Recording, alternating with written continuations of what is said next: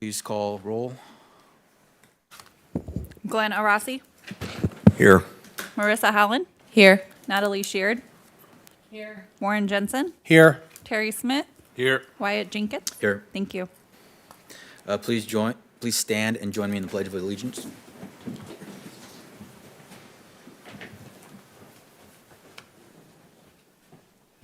Salute the pledge. I pledge allegiance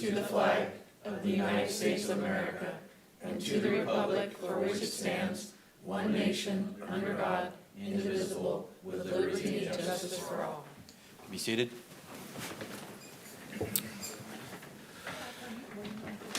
If anybody here who isn't an applicant would like to speak on anything on the agenda, there are blue slips up there. You could fill out and turn into the clerk over here.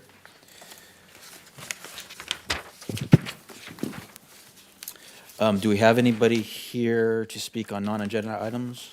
We do not, sir. We will move right into item 1 then. Please, staff report. Yep. It'll be green. Good evening. I'm just pulling up my PowerPoint. While we wait for that, so we are here tonight to discuss the expansion of the Oroville Animal Health Center, and it is a use permit UP 2406. Okay, so the address is 2420 Myers Street. It is across the street from the Rayleigh's complex off of Myers and just north of the AutoZone. The existing structure has been there since the 50s. It was originally a gas station, and then in 1973 it became a florist shop, and then in 1998 it became a veterinary clinic. The original vet who had this applied for a use permit, and that would be use permit 9813. So in 1998, a use permit to have a veterinary clinic was approved here. However, the very first condition on that use permit was that anytime a significant expansion occurred, then it must come back before the Planning Commission for review and approval. And so that is why we are here tonight, because of condition number 1 on UP 9813. So the structure is existing at a little over 3,000 square feet, and the expansion is a little over 1,200 square feet, which is it's a little less than a 40% expansion, but that is considered significant, and so we are here. And so this is the existing site plan. You've got the clinic, the parking. Now, it's not just an expansion. The applicant is also developing the property and bringing it into compliance with some of our development standards. The first thing we're going to do is remove these two accessory structures, and that is also the location where the expansion will be. The second thing we're going to do is take the parking lot and make it ADA compatible. So the little blue square right there, that is the one existing handicap. We're going to add some more, and then the orange square on the bottom, that's got some areas of gravel, and it will be asphalted, paved, and restriped. So it'll look like that. And then landscape will be added, and that's where you can see where it went from pebbles and gravel to landscaped and striped. And then the very last thing we're going to do is add that new addition. It'll take up the full length of the building on the north side. It still remains within setbacks. This is what the front facade looks like right now, and this is the proposed facade. So the roof line will be adjusted, the brick cladding will be adjusted so that it has one adhesive look to it. And so as conditioned with the new development standards that the applicant is doing, staff finds that the findings are met for the use permit, and those are on page 6 and 7 of your staff report. There are a couple motions we are requesting tonight. The first is to do the public hearing. The second is to adopt the notice of exemption. Third, to approve the actual use permit, and 4, to adopt the resolution, which has the conditions of approval on it. That is my presentation, and I can answer any questions. I also have the applicant, Dr. Harry Sekon, here, and he can talk about this project as well. Thank you. Does anybody have questions now, or would you like to hear the applicant? Would the applicant like to speak, or? Okay. So this is the contractor, Tony. Good evening, Commission. This is Tony Singh, 250 West Main Street, Woodland, California, representing the applicant, Dr. Harry Sekho. So nothing much to say. We are thankful to the staff for bringing us to this step. And we have gone through the conditions of approval and will comply with those conditions as we move forward on the construction documents. And if there are any questions, I would be happy to answer. Thank you so much. Thank you.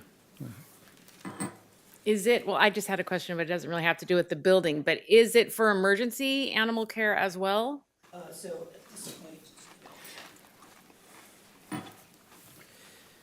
So at this point, it's general practice from 8 to 5, Monday through Friday. We're not really actively taking on emergencies. It's hard to Okay. get a staff and, you know, the doctor capability to kind of keep that flow. We have a few emergency referral centers that we use from Davis all the way to Chico. So at this point, we'd like to keep it, you know, kind of with our consistent Monday through Friday.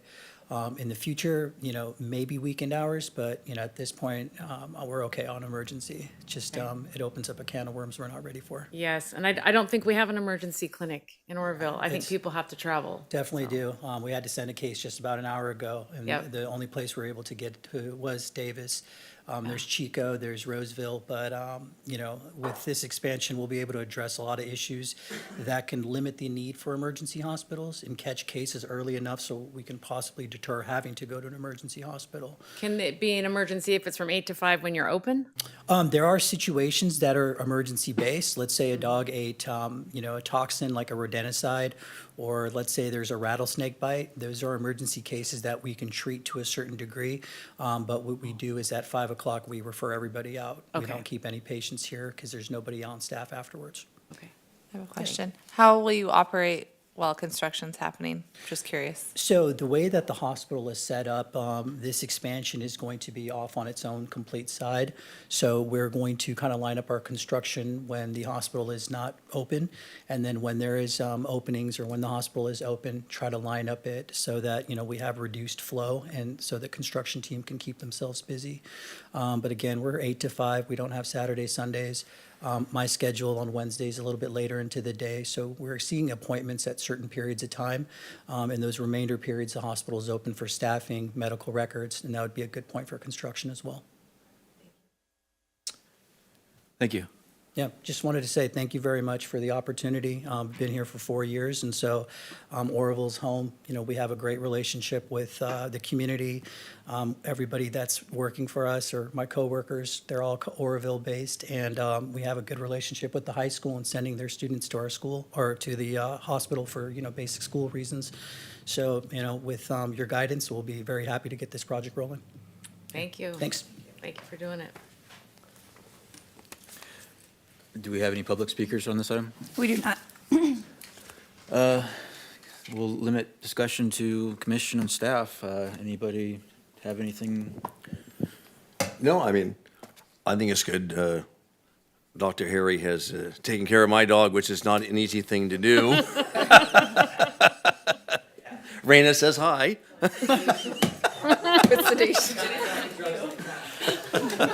It's quite hard. Yeah, I'll just say that, yeah, as a, you know, resident of the city with 4 animals, I can attest to the shortage of veterinary services in town, so I appreciate the investment. Yeah, that's great. And I'm glad it's going so well that you can add on. Yeah. It's wonderful. We are open for a motion. I'll make a motion to approve all the items as stated on the agenda. I'll second. Second. We all second. Sec. Please open voting. Oh, it's hot in here. Oh, there it goes. Mine took a moment to warm up. You're absent. It says you're up there. Do you not have one? There you go. Perfect. Motion I'm the passes slow coming up, unanimously. sorry. You're Or good. I'm slow. No, you're One fine. of those. You're fine. Thank you, guys. Thank you. Do you have any questions or anything? Thank you. Thank you.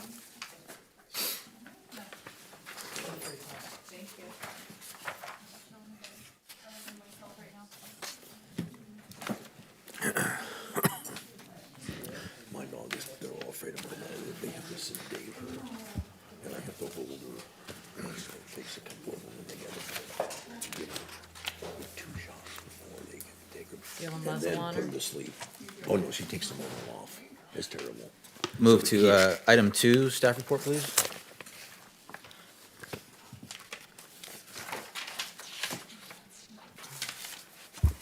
Yes. This is a complicated topic which I will try and make as understandable as possible. This item has to do with revising the general plan circulation element with a very minor revision that is required by the state. Little bit of background. There are long-established transportation manuals that estimate the number of trips that are generated by various projects. For instance, a single-family home is estimated to generate, I think it's 9.2 trips per day, back and forth. And so any new project that is evaluated under CEQA or by a jurisdiction has certain trips that are generated, often provided by the applicant. Historically, under CEQA and under transportation analysis, the assessment is level of service, LOS, which is essentially the size of the pipe. And the goal there is to make sure that the roadways are adequate and the intersections are adequate to handle the traffic that would be generated by a project. And that's the classic way to do it. It has not considered greenhouse gases. It has not considered vehicle miles or anything like that. Back in 2013, VMT, or vehicle miles traveled, started to be used as a better evaluation of trips and impacts, environmental impacts, than level of service. And the reason is because vehicle miles traveled also calculated greenhouse gas emissions, which was required by AB 32 even before that. So we are now, as of 2022, required to establish vehicle miles traveled, or VMT, thresholds here in our jurisdiction. Every jurisdiction is required to do it. BCAG has spent a lot of time, had Fair and Peers and other consultants evaluating vehicle miles traveled in Butte County and project generation and trip generation. The recommended threshold by the Governor's Office of Planning and Research for a significant impact is 110 trips per day, which is equivalent to 10 or 15 new single-family homes. So it's essentially a small project.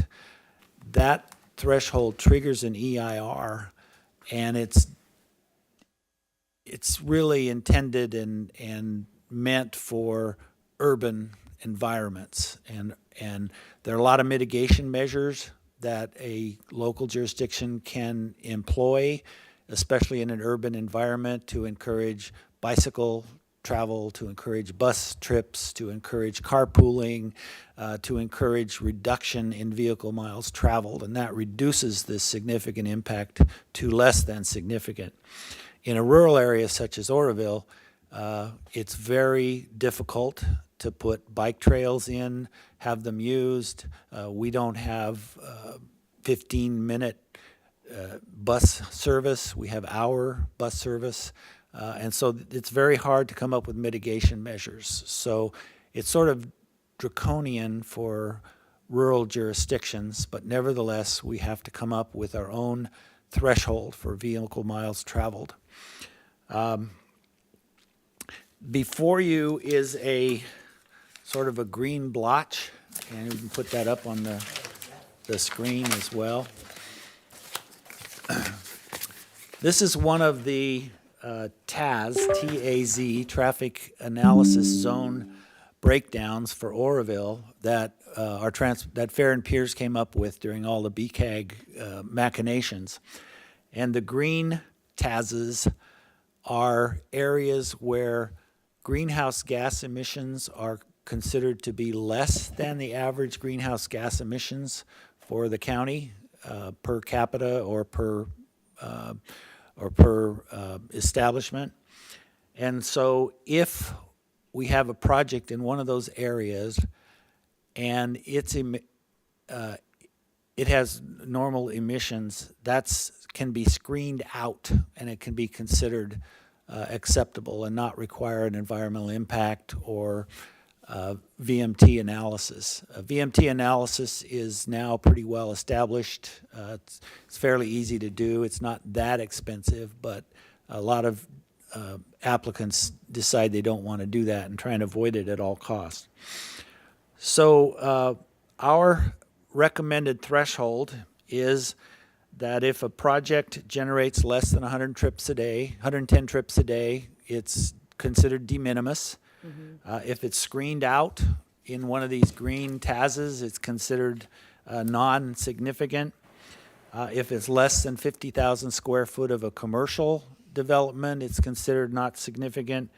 And then we apply all the mitigation we possibly can, which is quite limited. We have, regardless of this, so this is our recommended new threshold for CEQA analysis. Our previous threshold for CEQA analysis was 500 trips per day. If a project generated 500 trips per day, it would be considered significant, and that would trigger an EIR. So this is a lot smaller and a lot less. We haven't really needed to do this in the past. We have done 3 EIRs that have VMT analysis. We required VMT analysis for Maverick as well. Feather Ranch, which was the most recent subdivision, 172 homes. There were several reasons that triggered an EIR anyway. And as you know, this council and this commission recommended overriding considerations because the VMT trip generation, the greenhouse gas emissions from that project would be significant, but the council determined that the project was more important than the emissions. Ruddy Creek was another one with its 192 homes before that, and now the warehouse project that's for Ophir, South Ophir, which there's an EIR under development for that. It's almost done. Otherwise, we haven't had a project that really needed to worry about this threshold, but we're doing this in order to have this in our general plan as required by state law. Thayer & Piers did an analysis for us and decided that in 2040, all we would need for future project impacts would be some intersection improvements at a couple of our intersections at Highway 70. Otherwise, no other mitigation or problems. So the consultant that we had, PlaceWorks, wrote us a addendum to an EIR rather than a subsequent or supplemental EIR or a new EIR for our general plan update. The addendum does not need to go out for public review. It's simply a very, very minor update to our existing EIR for our general plan, which was completed in 2015. So we have one change that we'd like to make to our general plan, and that is the change that's on page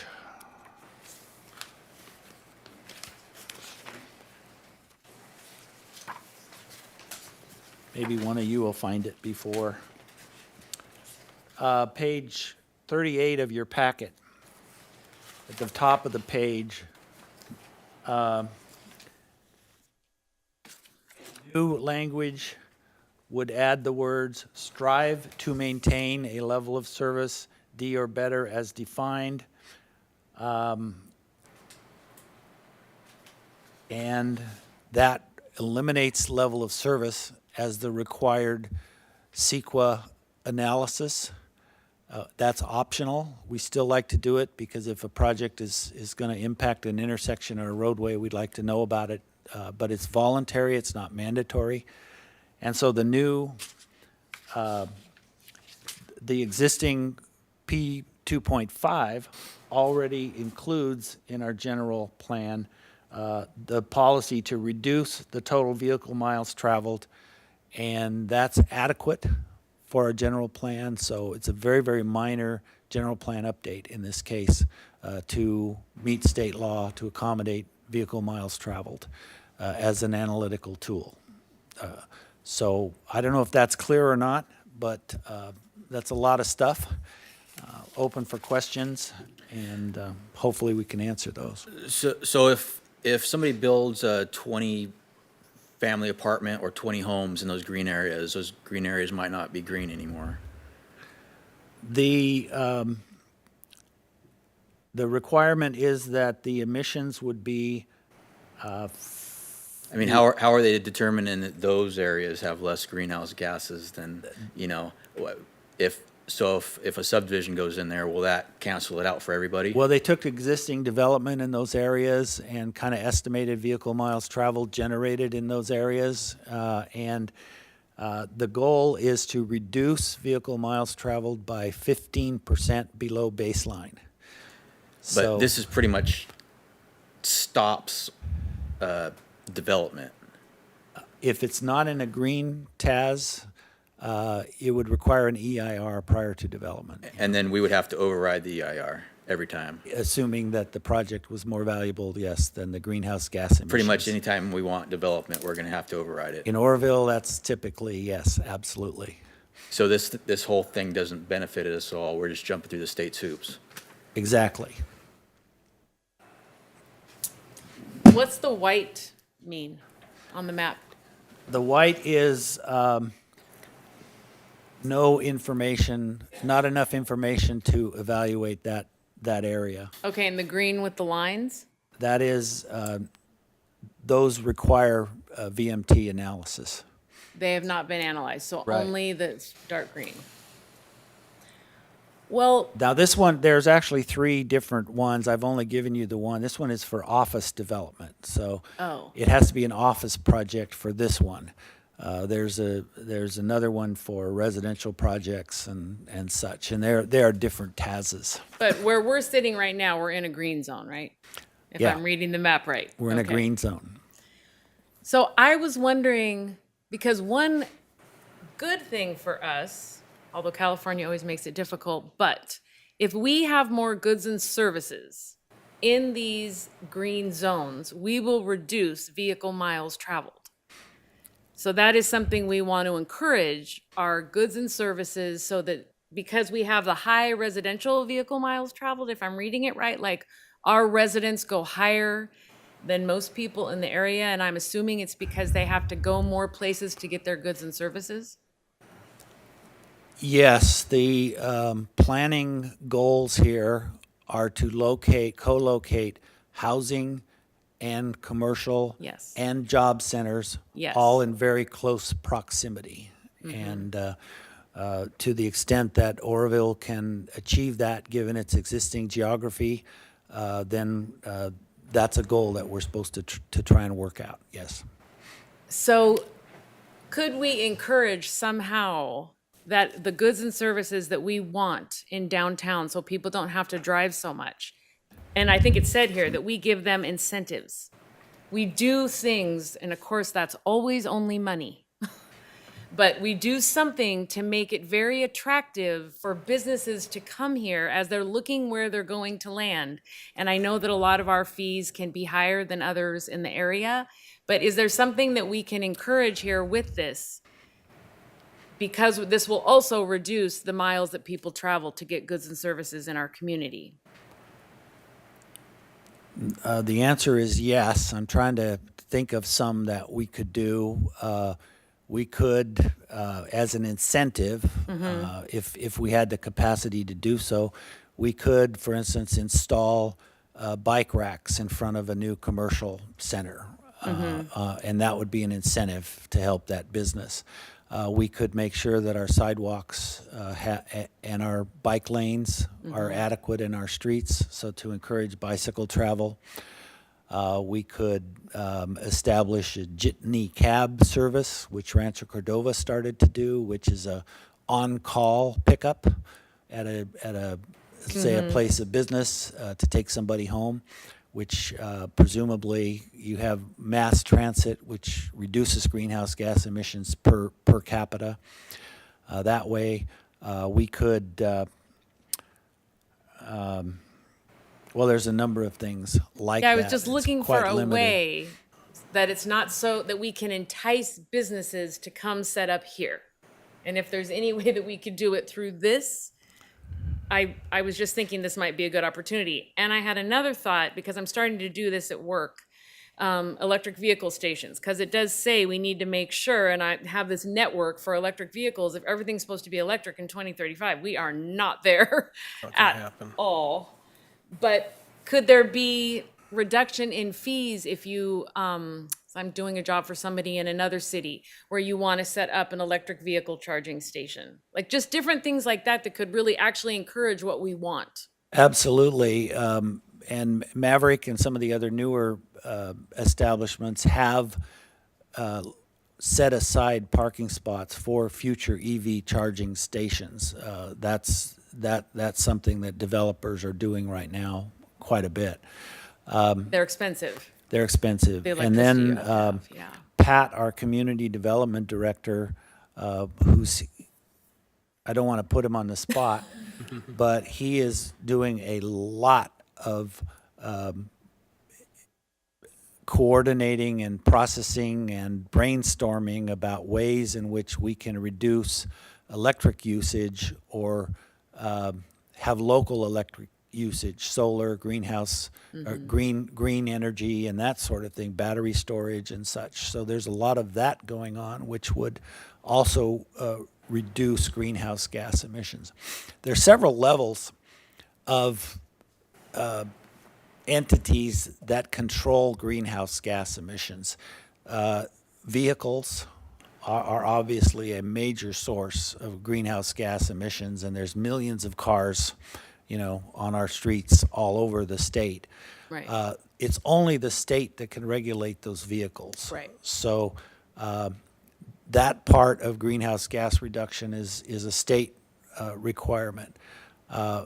Local jurisdictions can do some of these local things that we're talking about, and that helps on our side.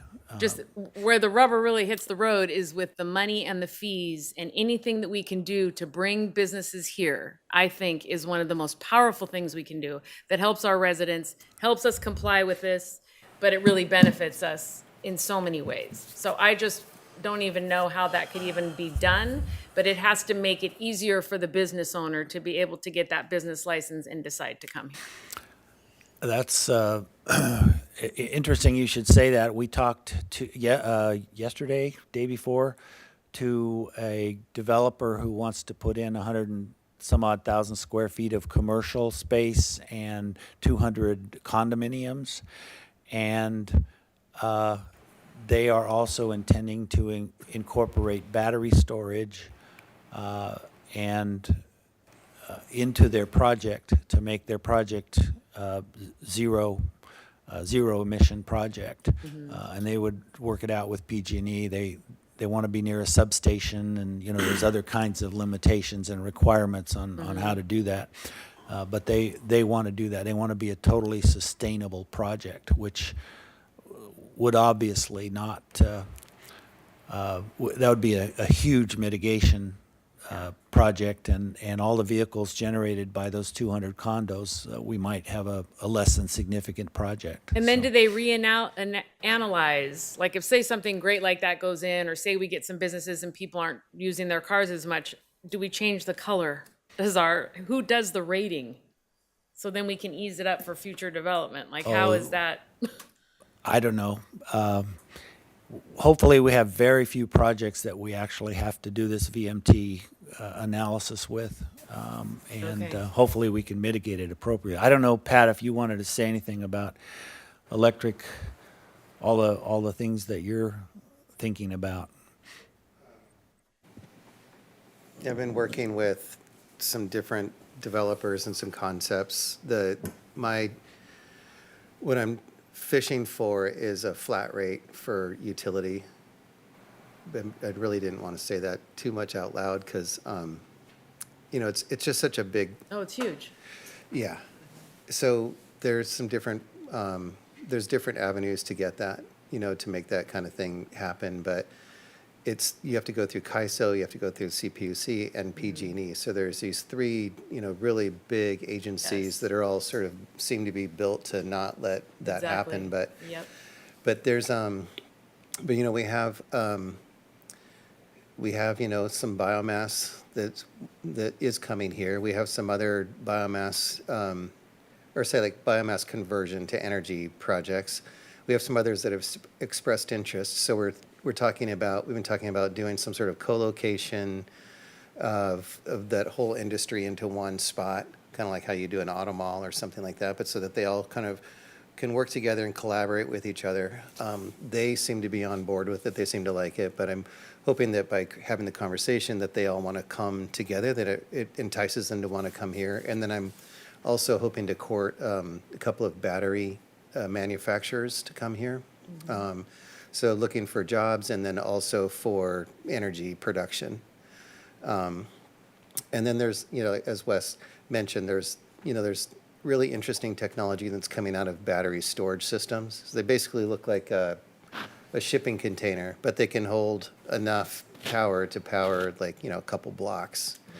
Or there's things, we have a couple of people that have come to us recently and they've talked to us about purchasing power in the daytime and then they pump it back into the grid at night. So that's the thing that seems like PG&E is already on board with. We've had a few people just recently come and court us for that, including who Wes just mentioned. That's what their plan is. They just build the batteries.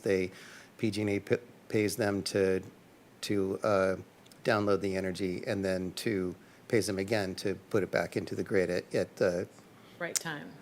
at the peak time. At the peak time, yeah. Yeah. So there's a ton of things. So it's all honestly, you know, I've my whole life been sort of bent towards clean air and no trash and recycling and that kind of thing.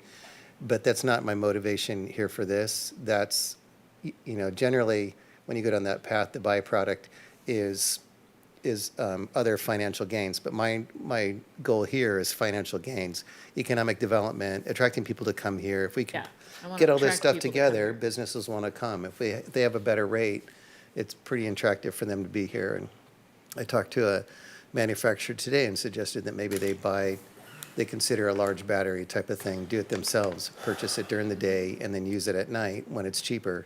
You know, probably cut down a lot of their operation by doing that way. So, right. So basically what I'm doing is trying to pull things together that already exist and that's, you know, some interest that's coming here, connecting dots, putting people together, talking with landowners about this co-location and that kind of thing. So I'm trying to create something that will happen. And then if that happens, I don't know what, it doesn't really solve the VMT thing, you know, Darn. because that's something that we're going to have to do. But as you pointed out, that we do have, I mean, we're not a huge town, so we do have a lot of our town is already fairly close to markets and that kind of thing. Right. The project that Wes talked about has this really interesting economic or mixed use.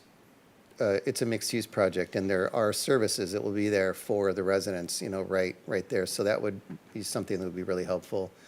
And then I keep talking about hoping that developers might consider doing something like a Miriam Park or something like that, where there's, you know, now every time they send out something that says, what would you like to see here? And I put a market, you know, now they're building a market right down my street. So then, you know, I really don't have to leave, once that market's there, I don't have to leave my area, you know, so, and I don't very often, you know, I just kind of stay in it. There's plenty to do for me to walk to right there. And that's what I sort of hope that development will kind of bend towards in the Yeah. future is, And downtown's close here.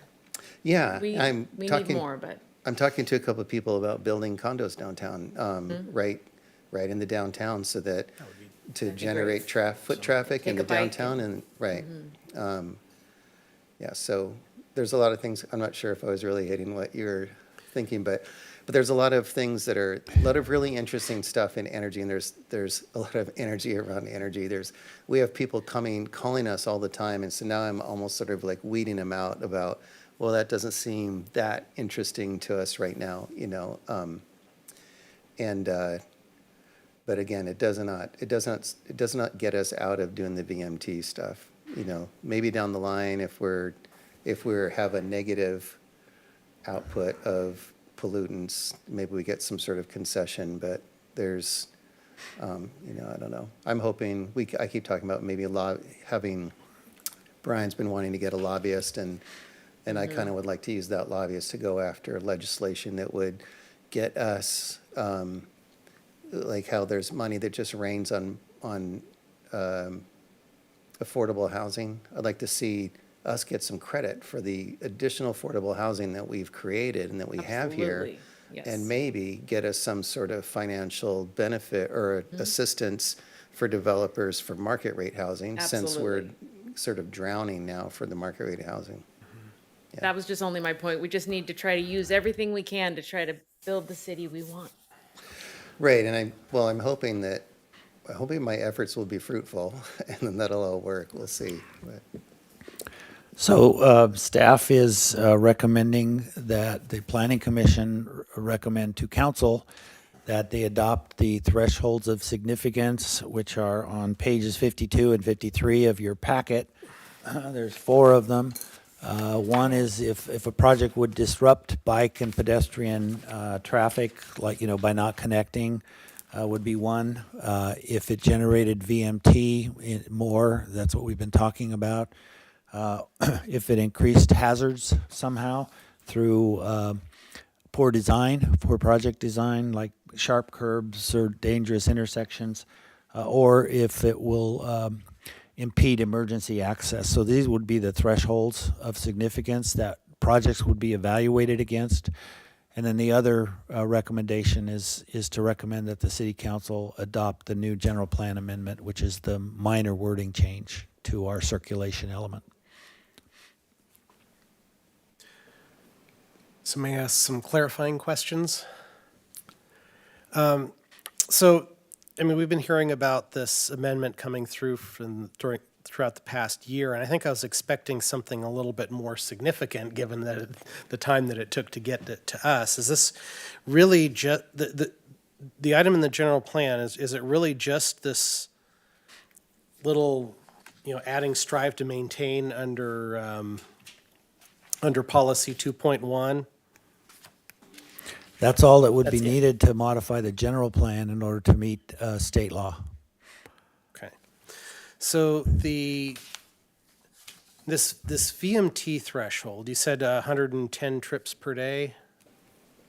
That it would need to be, that if a project exceeds that, that it would trigger an EIR. So, but then there's this discussion about office projects versus residential projects. I guess there's different maps that you've Yeah. talked about, different analyses that have gone into these areas. I guess I'm asking this because I'm a data analyst. And this might be a question more of supplemental information, you know, perhaps after the meeting, but, you know, I'd like to know how these things are determined. Because, you know, as a data analyst and a geographer, I look at the pattern here and I don't see the pattern as it's reflected on the landscape. You mentioned that the white areas on this map are areas where there's not enough information. Insufficient data, yeah. Is that just because this is the office one and there aren't office complexes in those block groups or traffic analysis zones, or is it? In other words, if we had the, if it means 0, then I don't know. It's as a data analyst, this is very confusing. I know there's 0 offices in this area. Yeah, 0 offices in those. true. It is very confusing. I tried not to get into the weeds to that extent. 110 trips a day would be for residential projects. 50,000 square feet would be the threshold for a commercial project, and then mitigate an industrial or commercial project. And then the mitigation, max out the mitigation as much as we possibly can. I'd be pleased to sit down with you and go over the details of this. There's a 3 or 4 different documents that BCAG generated that I provided links to, but they're on the BCAG website, and we can talk about those and go over those if it's an individual, or if the whole planning commission wants to do this, then we can bring that back and talk about it in more detail.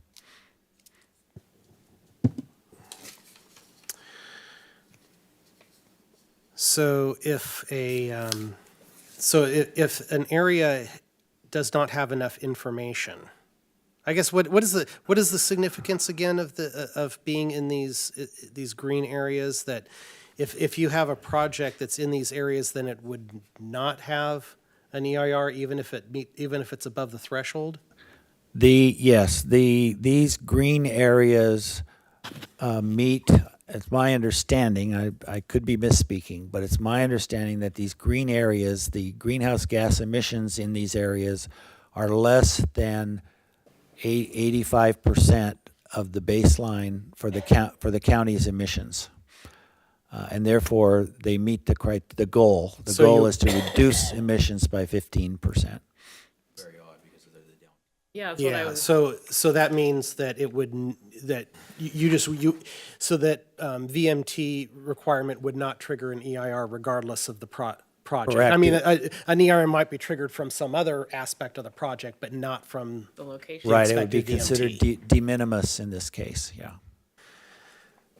so all I'm seeing here is green areas and areas not analyzed and areas with insufficient information. Yes. So there's no area that is definitely over baseline or over 85% of baseline? Insufficient information, does that mean virtually zero or? I don't know, I guess No, that means that This- it this can't all- be screened out if it's a project in that location.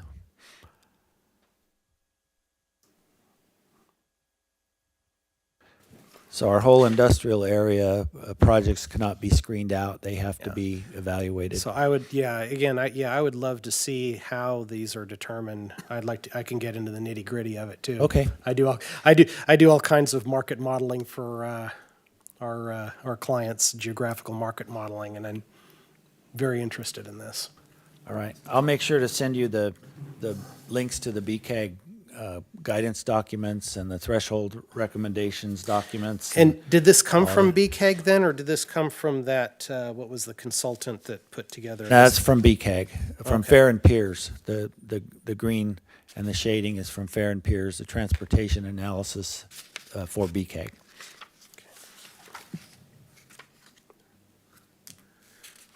There was another consultant involved in this, wasn't there? Yes, PlaceWorks. PlaceWorks is one that I was Yeah, thinking they're the of. ones that did the EIR and evaluated or the addendum and evaluated this for us.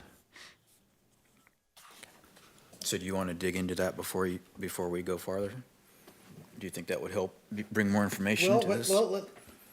Well, let's go back into what we're being asked to do here. Right now, we're being asked to make this very minor change to the circulation element of the general plan, correct? And to adopt the findings, the background findings that, Our triggers for that, 110 or 120.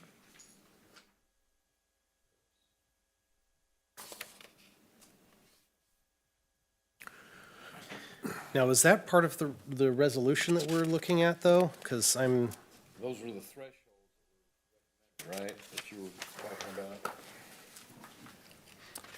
but are those in the resolution or the CEQA exempt, what's the CEQA determination that we are looking at here? You'll have to pardon me, it's been a very busy week and I had about an hour to glance at this before the meeting.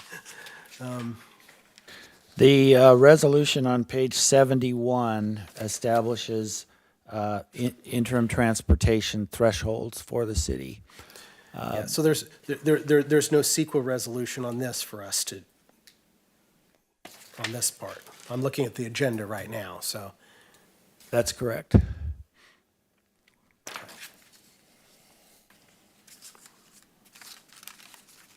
These would be thresholds of significance used for CEQA analysis. Are we in a hurry to get this through? Does this need to be done for the state for in a certain amount of time? No, it's been a year in development, so. 'Cause I know we've talked about this, I think, for some developments that have gone in Thermalito. We overrode one, right? Yes, yes. So I mean, frankly, I'd be happy to support the general plan amendment as is. I just want to make sure that there isn't, And if we didn't go along with the VMT, would there be a problem with the state? Only if we violated these, recommended thresholds and didn't generate an EIR appropriately, yeah. yeah, and I mean, we already have a policy to reduce total VMT through designation of land uses that support multimodal travel and provision, which I think is a good policy to have. And that's all, I mean, we're not changing that, that's already here. It's just basically removing level of service as the thing that we're gonna be using to determine, transportation impacts of projects. And by removing that as the requirement, it kind of delegates everything to, this, policy P.25, which is the VMT. And we'll get, but we'll get a negative finding on any subdivision over 20 homes. Negative finding on the EIR. And that is, yeah, and that's, now the threshold of significance, what did these, are these also adding to the general plan, or what is this portion of the document? Those are established independently. Our threshold of significance for oak woodlands, for water quality, for a number of other categories for transportation. And So this is the amendment to the EIR that is accompanying, or the environmental impact report on the general plan, the supplemental. yes, the EIR? addendum is, yes, and that So that's what we're referring to here. So we're being asked to also approve the supplemental, or the addendum. Not the yes. supplemental, that's something different, the addendum to the EIR, okay. And that all has to be done together. Yes. Yes. The County of Butte adopted interim thresholds of significance quite similar to this 6 months or so ago. Several other communities have done so. I think Vallejo was among the first to actually do this. Since 2022, we haven't, been significantly impacted. Our projects have not been significantly impacted, so we haven't pushed this quickly.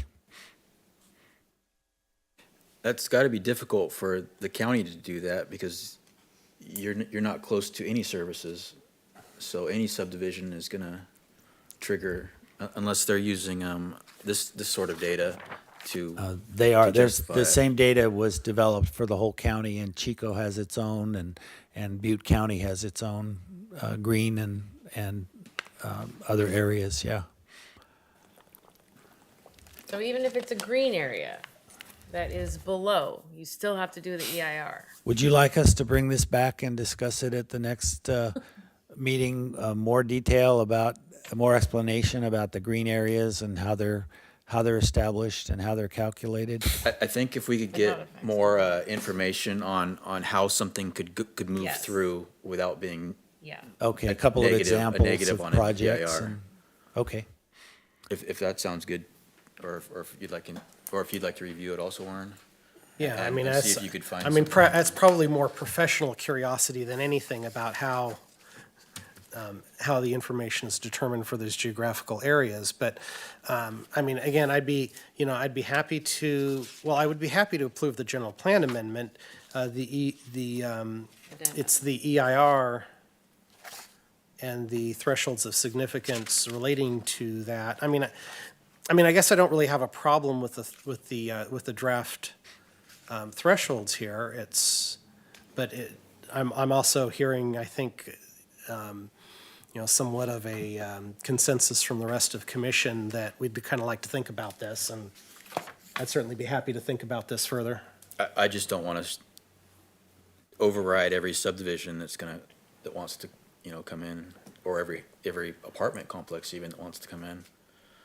Okay, well, some of the BCAG documents have examples in there, and we'll work up some examples for Oroville and figure out how they would work. Because it costs the developer more money, right, when we have to do the EIR? Yes. Yeah, so Significantly. that's going the totally And wrong time. direction. This is Money the and whole wrong time. direction that I want to go. $100,000 to Wanna make it easy. $300,000 typically for an EIR. Oh, well, See- forget it. Yeah, See, then we need to this think is, about it. That's this is a town of insane. 21,000 people. Okay, this is not urban Daly City, Palo Alto. This is not areas where they're doing infills and EIRs because they're doing 400-unit condo projects. Okay, this is, we're it's a bunch of gobbledygook, and we're thrown into the pot of all these Yeah. large metropolitan urban areas, okay? We need less EIRs. We don't even really need CEQA, in my opinion, because it's a bunch of nonsense. But, however, that's just my opinion in terms of the small town. We want to encourage Encourage. growth, encourage, I mean, now they're kind of encouraging spot zoning, if you will, if you want to have retail next to residential, next to industrial, next to office space, you know what I'm saying? Which is not a bad thing. Yeah, but- mixed use zoning was Pardon one me? of, mixed use zoning was Okay, one of the mixed-use zoning. ways to do, Yeah. move towards that, yeah. But I mean, we haven't paved roads here in 25 years. I mean, so we have a lot of things that need to, I don't know. Again, anything that's gonna cost a developer Yeah, more money Mm-hmm. and more time it's gonna hurt us. is gonna be, and besides that, we are so mixed in with county, right? This is county, this is city. It's hard to be homogeneous with all this in this green area and this, what do the low-income developments that we have, do they not create greenhouse gases? I mean, are some exempt from this? They are exempt, Yeah. yes. So why are they exempt? Is there, State The policy. state's okay, agenda. there's a policy, but do their cars not burn greenhouse? I mean, you know what I'm saying? I mean, I think that goes to the greater question of, why? what is this? Yes, exactly. We'll bring that back. We may ask an expert to come in and help us parse this out as well. I would say we should have an out, Yeah. okay? We can do this, should. but It's gonna hurt us. at the commission's maybe even at staff level, but I mean, at least at the planning commission or city council, we can have a developer not have to do this. Absolutely. We concur. Okay, good. Then we'll get We more want- developers. We want to encourage good We projects. do. Yeah. And, Absolutely. I mean, if you look at the thresholds of significance in the EIR, these are pretty rare things, and, they're not, they're pretty high thresholds that, as they're listed here, but, it's, I guess I just don't know enough about what's behind No. a lot of this, so. The state has created a one size fits Fits all, all. and it's not. It's and not. Our It's not that. threshold We need was to start 500 pushing back. was 500 trips a day. a Now it has to diplomatic be way. 110 Yeah. trips a day. Yeah. Yeah. All right, we'll bring this back and discuss it again. Beautiful. Awesome. Thank you. So we will move to, was that something that we had to ask for public hearing? Anybody? Yeah. Go. Sorry. There was nobody for that public hearing. Okay, thank you. I think we just held the public hearing. Okay, regular business. Item 3, please.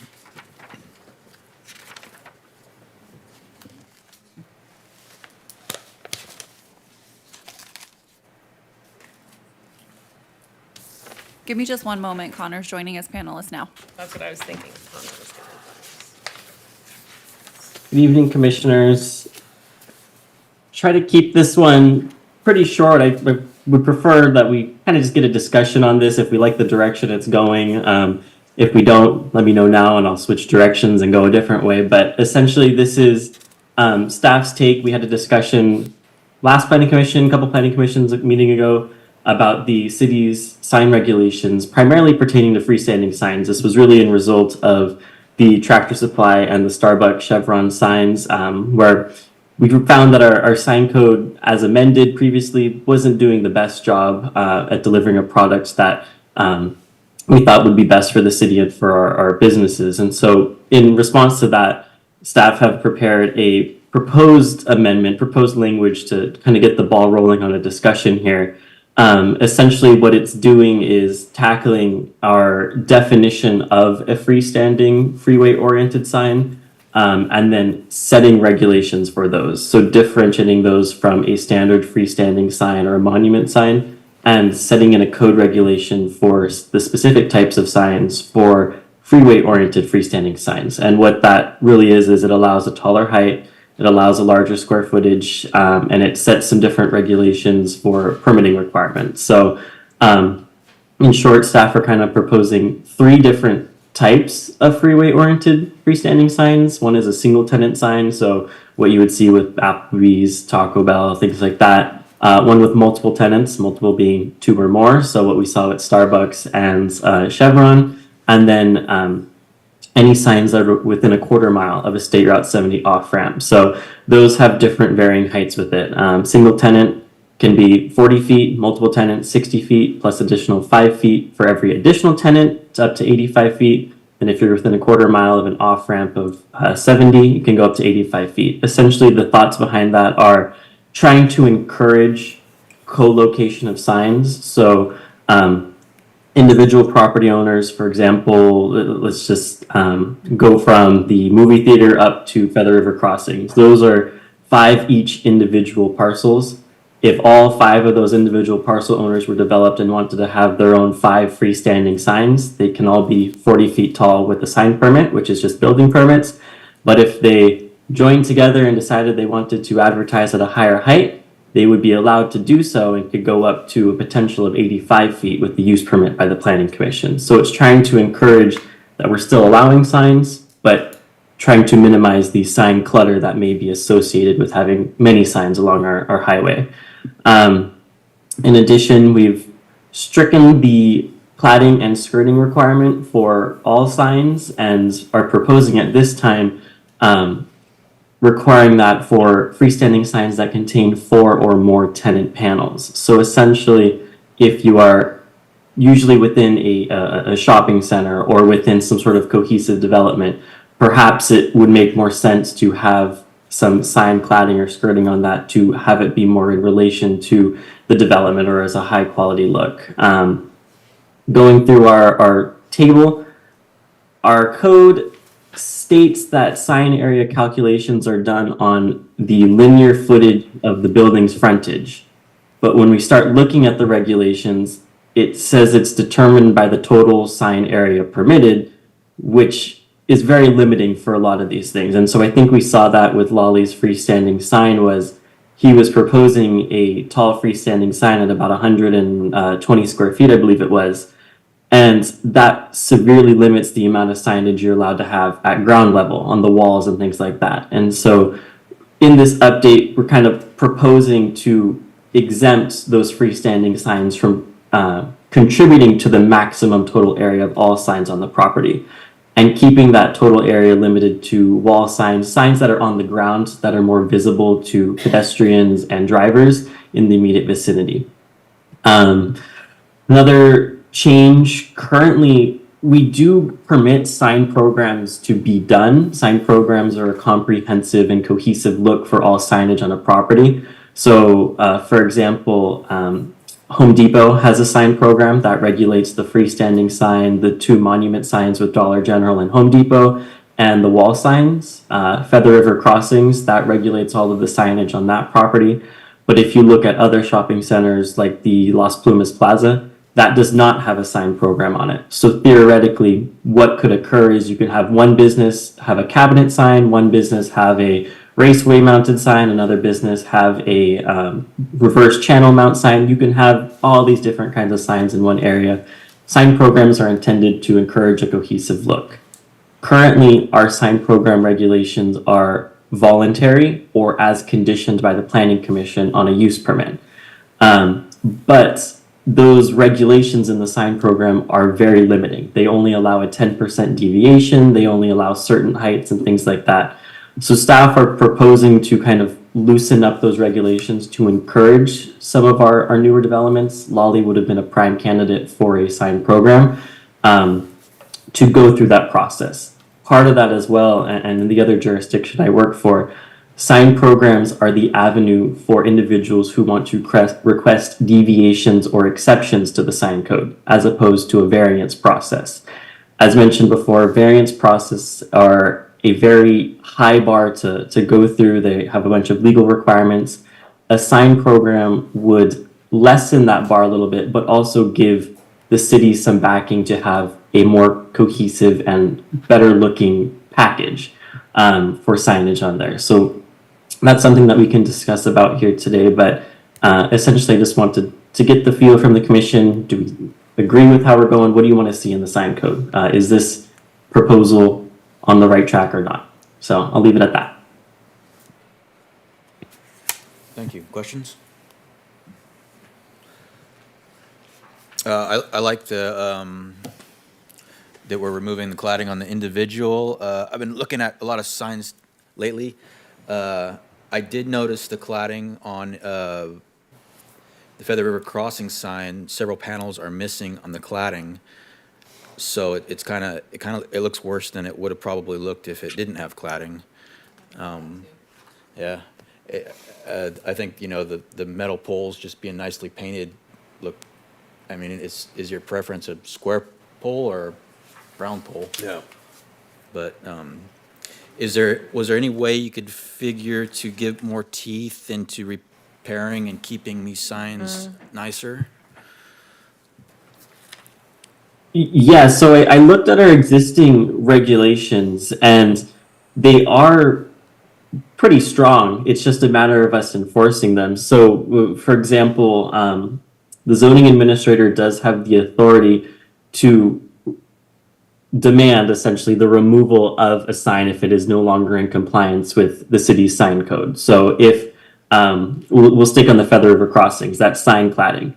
If code enforcement were to go out there and see that it's needs some repair and the property owner is not willing to do anything, isn't willing to do anything, our zoning administrator has the authority to give notice to that property owner that if they do not fix it, the city will come in and remove their sign and all of its structural elements at the cost of them, and if need be, we'll put a lien on their property. That's an extreme situation that really probably hopefully will never occur. But our sign code does have really strong teeth in it. It's a matter of us going out there and enforcing it. I did look at some other cities. Some things that they've done is they've really reduced the period of compliance. So I think a city near me here said they have 10 days to fix it. If they don't fix it, then it'll immediately go up to a pretty high fine. I believe they capped it out at 500, but at its current draft, I believe our sign code has the teeth that we're looking for, that the Planning Commission is looking for. We just need to act on them. Thank you. Connor, what about signs that are worn out? Do we have the same, can the zoning administrator make them repair the sign? Yes. So our sign code does state in there that all signs must be maintained in good working order, in compliance with this code, no holes, no fading, cracking, things like that. And that is within our existing regulations for code enforcement, has the authority to go out there and send notice of violations.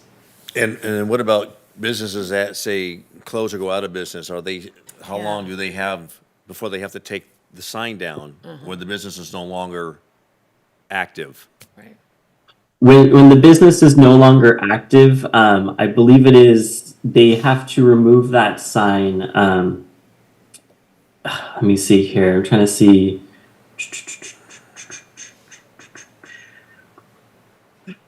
I know if it is vacant for a period of 2 years or more, the sign in its entirety must be removed in total. I believe it's supposed to be when that business is no longer vacant that that sign copy is removed from the building face. So as soon as that business is not in operation, the property owner is supposed to remove that sign. And in the case of non-conforming signs, they have 2 years before it must be removed. Can that be tightened up a little bit? Or enforced. Okay. Yeah. All right, I didn't want to know? say that, but. It needs to be enforced. Enforced? Yeah, like the, you may be thinking about this, but across the street from the use permit with the, for the veterinary place, there's a freestanding sign there that hasn't been in use in a very long time next to a building that has been demolished and everything's gone, but they left the sign. Yeah, so that sign, I found the code section here. A sign face shall be removed by the owner or lessee of the premises upon which the sign is located when the business it advertises is no longer on the premises. If the owner or lessee fails to remove the sign, if the building official shall issue a citation. If the sign is not removed within 90 days, the sign face shall be deemed non-conforming and shall be removed as provided by this section. So at worst case, they have 90 days on the city side to remove that sign. In the case of that old charter school bank sign across from the animal clinic, that one would be deemed a non-conforming sign and technically does need to be removed at this moment. If and when that property is developed, city staff should not and will not authorize that sign to continue to be there. It must be removed. So I think I provided the example previously of the old Blueberry Twist, Cassidy's, Hidalgo's restaurant, that diamond-shaped sign. That business suite was empty and vacant without a business in there for, I want to say, over 2 years. That sign is non-conforming and should have been removed and should not have been allowed to have a sign face on it. Things like that do fall through the cracks because it's a matter of staff having to remember and keep track of all these different things. Oroville's fortunate we do have a business license process to keep track of that, but then it's just a matter of proper record keeping and institutional knowledge of how long that business has been gone. So I'll say now the old Tractor Supply, their freestanding sign in their front parking lot, I believe that is a non-conforming sign unless they were to classify it as a freeway-oriented sign. So unless that building remains vacant for 2 years or is occupied within 2 years, that freestanding sign would need to be removed. It may still say Tractor Supply on it. That's the responsibility of the owner or the lessee, whatever in terms of other lease are, to remove that sign face. They're welcome to put a now leasing sign in there or leave it vacant, but that's when our sign code face removal kicks in. But in the case of Tractor Supply, there's another one on Feather River down the road, right? So now you got two Tractor Supplies, but you only have one Tractor Supply. He's talking about the old one, that the old one would have a certain time to be able to remove. It can remain for a certain time before it has to be removed. Is that right, Connor? Yeah, the old one, the original one down there. So that one, they had a pole sign in the parking lot in the front facing Feather River that's kind of tilted at an angle. Correct. That one technically is not, my understanding is it's not allowed to be there unless they can show somehow that it complies, because it's outside of that quarter-mile radius of the 70 off-ramp and things like that. So that one's just in that quasi. It could be, it could not be, but certain signs like that, it highlights the difficulty. There are signs everywhere through the city, and it's a matter of trying to keep track of them. But the pole would stay there. You said just the face would come off? So if that sign is in fact non-conforming, meaning it does not comply with our code, if that business is not occupied within a period of 2 years, the entire thing has to go. The pole, the face, everything. Okay. Now that the business space is vacant, that sign face has to be removed because it's no longer advertising a business in operation there. So that face would have to be taken off, can no longer say Tractor Supply. It can be blank. The property owner can put now leasing on there with a number to call, but it cannot be advertising a business. They're just ugly. We have to be careful, like you said, if we have these big tall signs all along Feather River Boulevard. But, like that old, that strip center it was Esmeralda's Market or something, right there by Starbucks. That business hasn't been there for years, but they still have a sign that advertises the store, right? That should be taken down. And that building, I mean, it's an eyesore. I mean, it should at least be a uniform color or maintained. It's not. So what's the, Fill out a code enforcement paper. I'm just saying. Vacant buildings need to be maintained, Yeah, they do. Absolutely. I thought. I was surprised to see how fast the AMPM that closed down took all their signage down. That was very quick. Yeah. Real quick. And what's going on? Does anybody know what's going on with that? After all.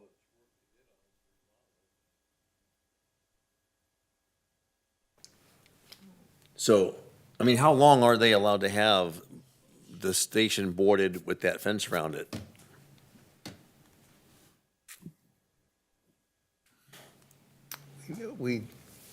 Go ahead, Wes. Well, building permits are good for 6 months. So if there's active building, renovation, whatever going on there, it can be there for 6 months. Is there? I don't know personally. Okay. We're looking into kind of working on a vacant property program. Yeah, Might come we back need to you that. guys at some point. Yeah. Okay. I have a question, Connor. So Yep. on page 88, we're crossing out item 4. Is that being replaced with E on 96, basically? I'm just wanting to I clarify. think so. 96, 1 sec. It's basically Replaced by taking something away subsequent. the planning commission. What number? It says, number 4, the planning commission can approve an increase in the allowed height. Like, we're crossing out that whole paragraph. Got it. But then at the very end, it's saying, any sign program requesting deviations from the provision of this chapter will be subject to the planning commission. So is that basically Yes, replacing yes. that one? Okay, I just wanted to clarify. Okay, Yes, it's replacing that one. So it's giving it a formal application process that it would go through. So the current statement is just planning commission is permitted to approve an increased height. It doesn't state what height, what application. We've just been doing it as a variance because the code says 85, and if you want to go 85 or more, then it'll come to you guys. okay. I just want to make sure we weren't taking anything away from the planning commission. The only signs that would be really reviewed administratively would be a single tenant sign that does not exceed 40 feet in height. So textbook example that is fresh in everyone's mind would be the Tractor Supply sign that you guys just approved for the variance. That one would have just been done as building permits only. Everything else, if you want to do a multiple tenant sign, increasing your height, things like that, would come before the planning commission for the use permit. Okay. Okay, thank you. So what is replacing number 4? Something subsequent. E, on page 96.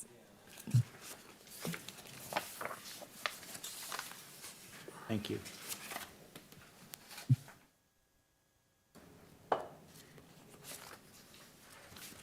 Now, this might have been answered already, but this is actually kind of going back to Mr. Rossi's question about, what we can do about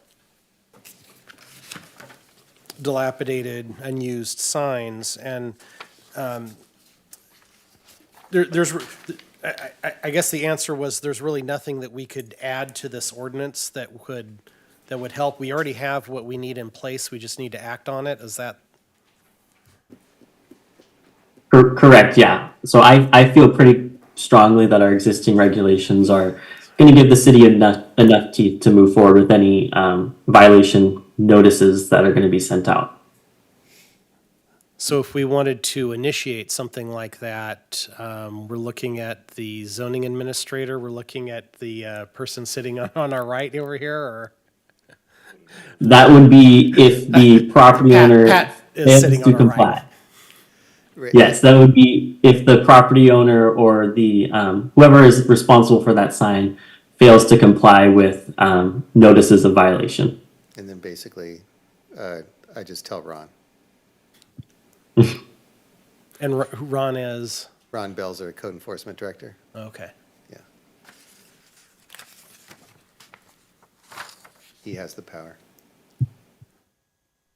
Can we consider our discussion tonight a I'll talk to request Tell to Ron. talk I'll to talk talk to to him about Ron, it tomorrow. please? So we don't have to fill out a code I'll tell him to enforcement watch the paper? meeting. I would appreciate that, thank you.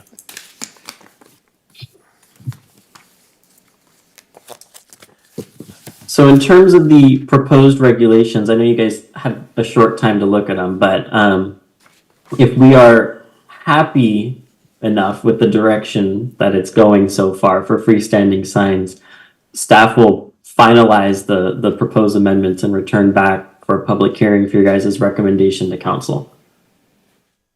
Everyone good? So it would not come back here again, it goes right to council? No, it'll come back here again Okay. for final version. Okay. Yes. I did have one more question.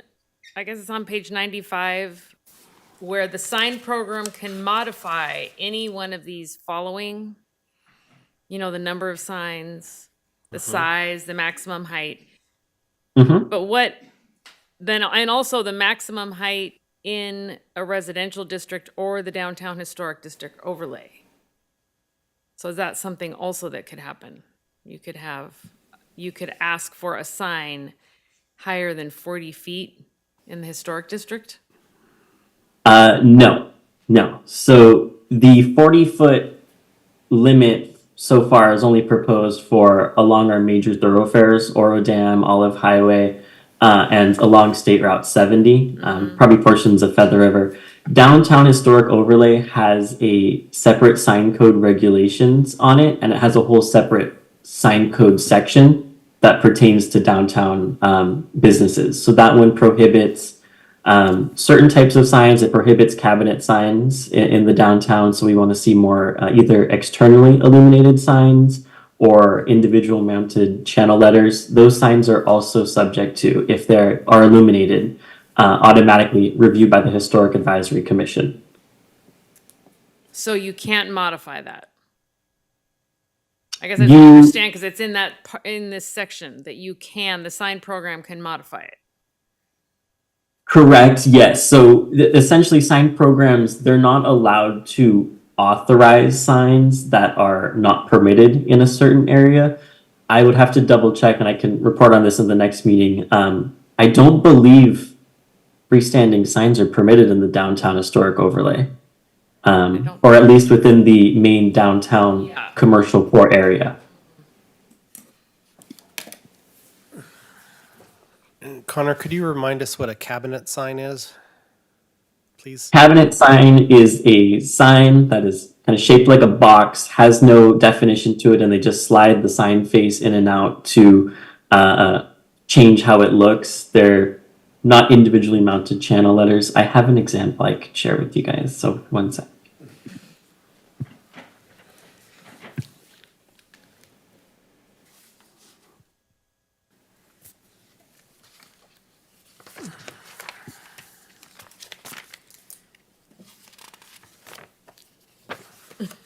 That's even a nice. Well, now I'll just move it. There it is. Okay. So this is in our sign requirements for the downtown historic overlay. Within the downtown historic overlay, these were adopted in our last go-arounds, but we encourage individually mounted channel letters, reverse halo lighting. We prohibit signs that look like this.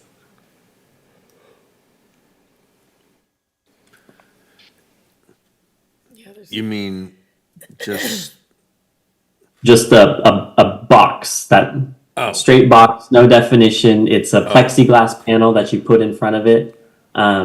We have a few, They're- quite a few in town. There are quite a few. Yeah, there's a lot. And people, when they, when they get a new business, they don't have to change that sign, right? They can keep that sign. Correct, yes. So they could keep the structural elements of it. The only thing that changes is the sign face copy. So it's just a plexiglass film that's able to be removed. believe if we look at the old Tractor Supply Center, they have a bunch of them that were on the roof some time ago. No, they don't have them. But essentially, this whole center where the old Tractor Supply was, they came in and they got permits to put signs, and they're all cabinet boxes that are mounted on top of this parapet right here, and it's all throughout the thing. It's an easy way for property owners to install signs to attract tenants without having to have them do individual signs on their own. It ends up being cheaper, more cost effective, but they're not as sightly. They're more prone to wear and tear. Those sign faces are the same faces that are used on our favorite sign, Applebee's. That's just a straight cabinet. CVS has individual mounted letters, so these are just prefabricated. They're all individual letters and they're mounted onto the building. Those ones, they tend to be manufactured out of more durable materials, and they tend to look a little bit better. And you don't often get the wear and tear like that. Yeah. Look up Mission Square. I think that has Yeah, is that examples. by I just Arctic looked Grill? at- Yeah. Yeah, those are all This- box signs yeah. on those condos there. Yeah. Yeah, like that. Yeah, like that. Yeah. That's terrible. That's why I'm like, I know exactly. But they're there to stay, unless, because you don't have to remove them when you get a new business. Correct. Yeah. So we they are going only to have those. in our current regulations. They are only prohibited in the downtown historic overlay. Elsewhere in the city, they are strongly discouraged. Other cities just outright ban them. The other jurisdiction I work for bans cabinet signs, raceway mounted signs. They ban anything that's not individually mounted channel letters.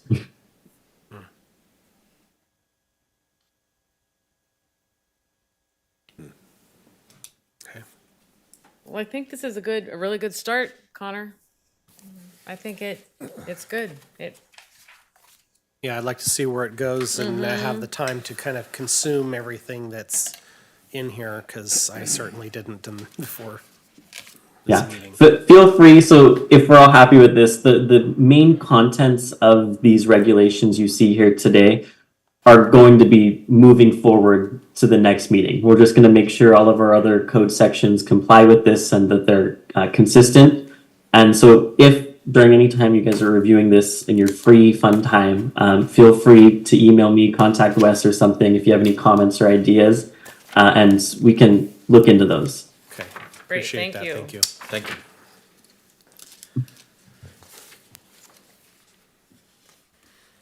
Okay, the next says adjournment, but do we have any staff reports or commission reports?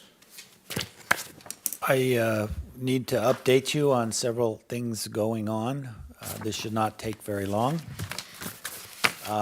Regarding the ordinances, the ADU ordinance was slated to go to council Tuesday night with some changes requested by the council.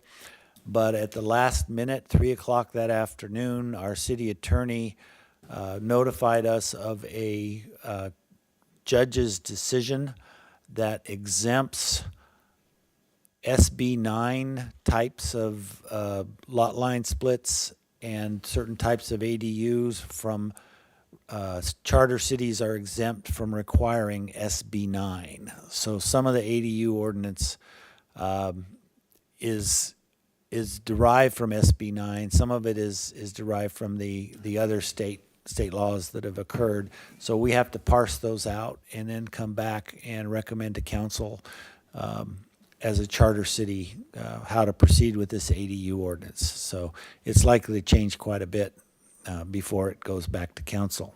Will that come to us? It typically would not come to you. It can, I suppose, if you request to see it again, if you want to discuss it all again, then yeah.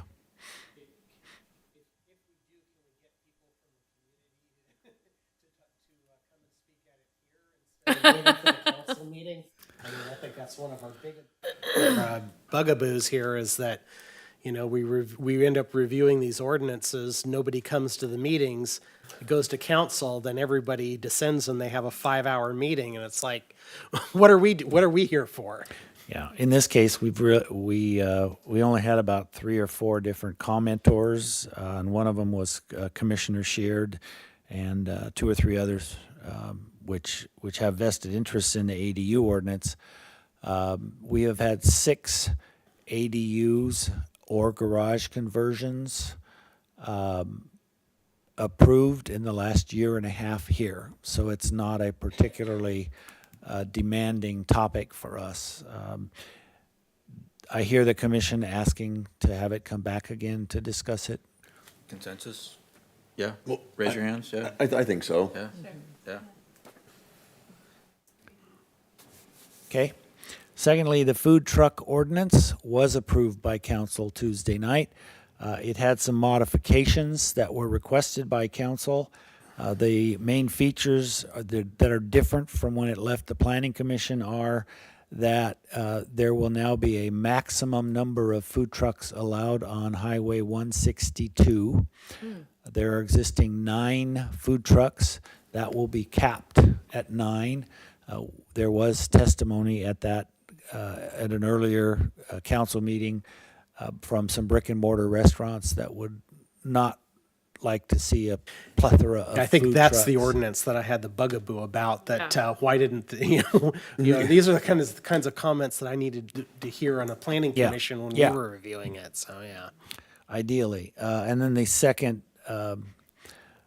feature of it now is that we will allow up to 3 food truck villages in various locations spaced a mile apart. And the most logical locations are in front of Home Depot, where we know that one company has proposed a food truck village up there already. One might be down on South Feather, somewhere near Walmart.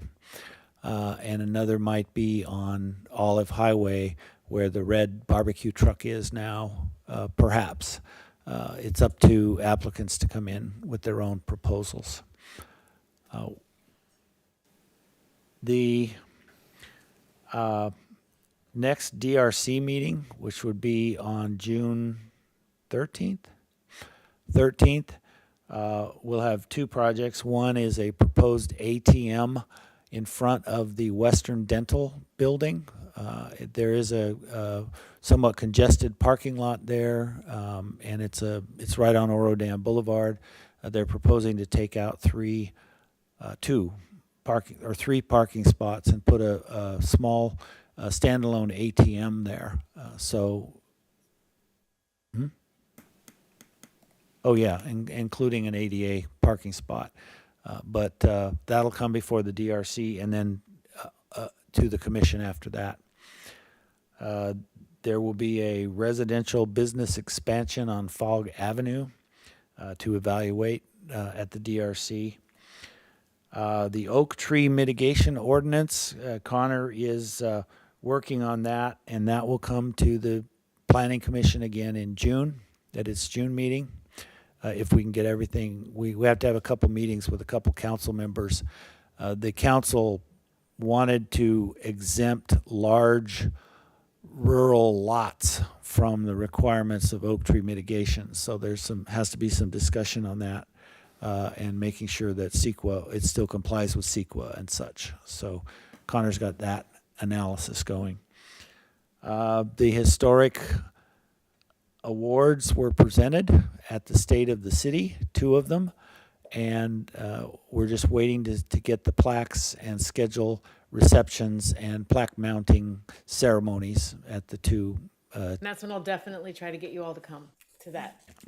It was very loud at the State of the City, and it was very hard to hear, and I don't know if that could, so I don't know if that's something we're working on for next year or what. Yes, I can actually give you guys an update on that. I did meet with the city administrator, Brian Ring, and of course, Cindy Daniluk from the State Theater in regards to a potential alternative location that we might have next year, something that might be more kid-friendly. Not that the State Theater is not kid-friendly, because it very much is, but it's such a historic building that often it doesn't get the respect it deserves. Exactly.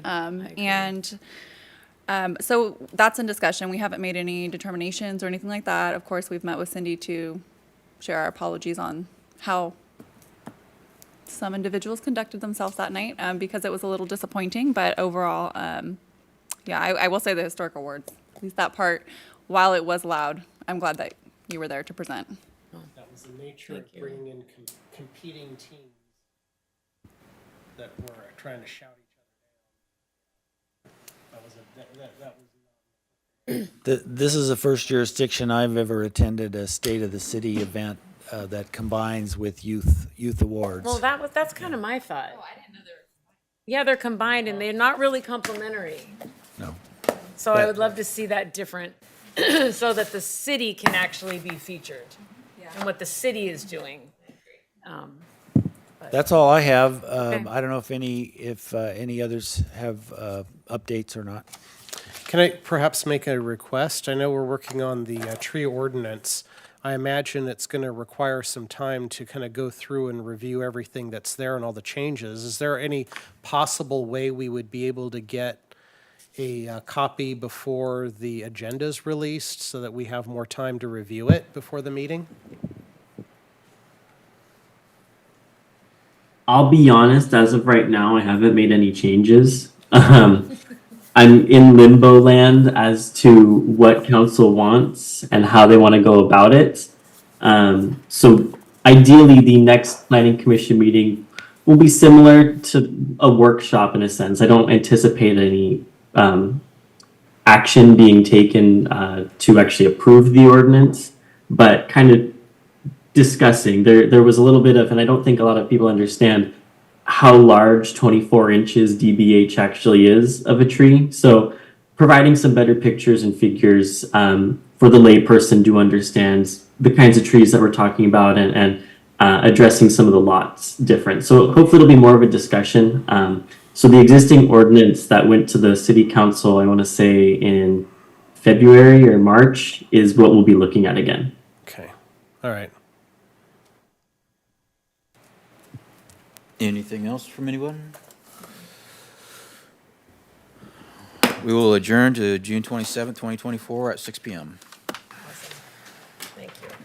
Lots of homework.